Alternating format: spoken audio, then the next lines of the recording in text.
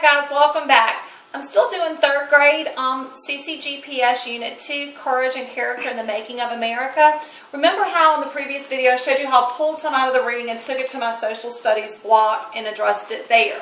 Well, this is what I would do during my actual literacy or reading block with the same unit and what's left of it. Again, table of contents has to have it. One of the first pages I would have them do is just have them throw out and write different character trait words. They can use markers, whatever they want to do, all over the page. As many character trait words as they can come up with. And remember, if you're doing character counts, let's get some of those words up there too, and let's bring this all together.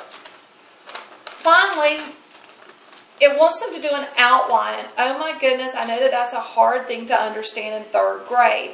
And so a way that I've found to do it is using Lego blocks.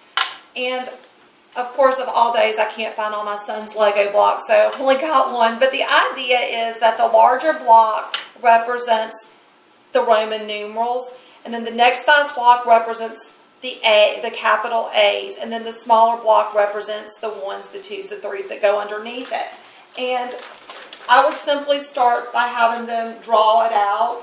And this is basically the little 6 little things on top, and then 4, and then down to 1. And then the children would write what the overall concept was, then the next important, and then the details.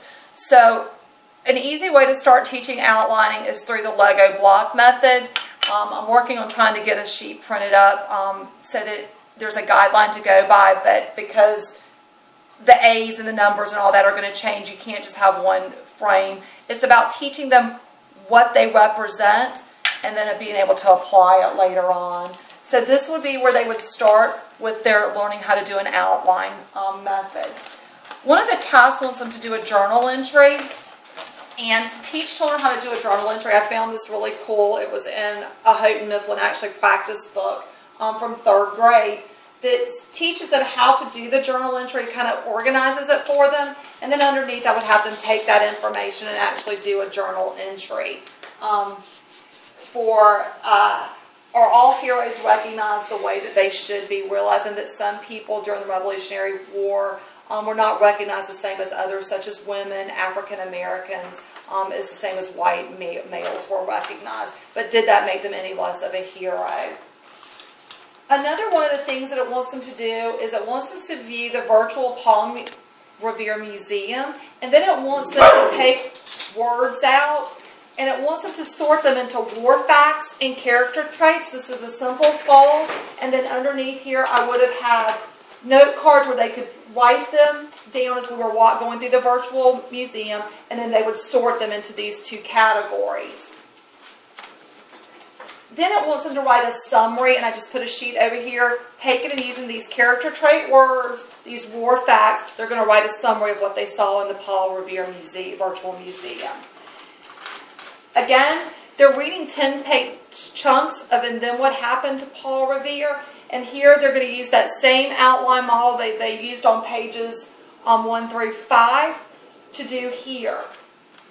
Then over here on this page, it wants them to write an entry of someone that they admire, and it wants them to use at least one abstract noun, which I would have them write on one color sticky note, the one that they're going to use. And then it wants them to use at least one comparative or superlative adjective, and I would give them a second colored sticky note to write that on here, and then to remind them to make sure when they're writing their piece to include those 2 words in here and to use it in color or to underline them in color so that I know that they know what they're doing. Color for purpose. Then it gets into that literal and non-literal language, which we talked about a little bit in our second grade unit. But here I'm having them do a diorama. The great thing about it doing it this way is it can lay flat for them to work on it. And down here it gives you the definition in the CCGPS unit of what literal language is and what non-literal language is, and it gives you some examples, and I would give those to the children. And then up here I would have them take and to write one and to give me the literal meaning and the non-literal meaning, and if they wanted to draw and illustrate a picture with it, they could. And the great thing about this is they love to do the little pop-ups for displays that they can sit out on parent night or something like that. But other than that, they fold flat and they're easy to grade and store. And then again, it goes to another note-taking page for pages 16 through 25 of the extended text, and then what happened, Paul Revere. And then finally, another note-taking page. Again, this is a very repetitive unit, but I think some of these things are going to take a while because these are new skills and concepts to third grade and a new way for these children to be doing things, which is why I pulled so much of it out and put it into my social studies portion so that I could really focus on what I need to hit on here in the reading and literacy block. And then finally, it wants you to talk about quotation, punctuation with children and a lot of the quotes that these famous people are saying. And here, I would find a really good worksheet and I would glue it in the way I did some of those other ones so that they can practice those quotes and then fold it up, and then maybe they can practice writing some of their own, showing you where to use quotation marks in the correct way. Remember, if a worksheet is good, if it gets across the point that it's intended to get across and the children are interacting with it in a correct manner. And then finally, at the end, it wanted the children to do another presentation. If you don't have enough computers or time doesn't allow, it also gave you the example of doing a collage. And that's what I would have them do here. And I would probably have them do at least 3. I have enough pages. Choosing a character trait or a quote, they're going to put it at the bottom, and then they're going to cut pictures from magazines, and they're going to glue them on here to reflect that quote or character trait, to show that they have a true understanding of what humility is, of what courage is, of what bravery is. So if you don't have a chance to do it in a PowerPoint or a Prezi, then this is another way to do get some media out there and make it hands-on and make it fun. That's what it's about. Guys, people, they're going to learn if it's fun.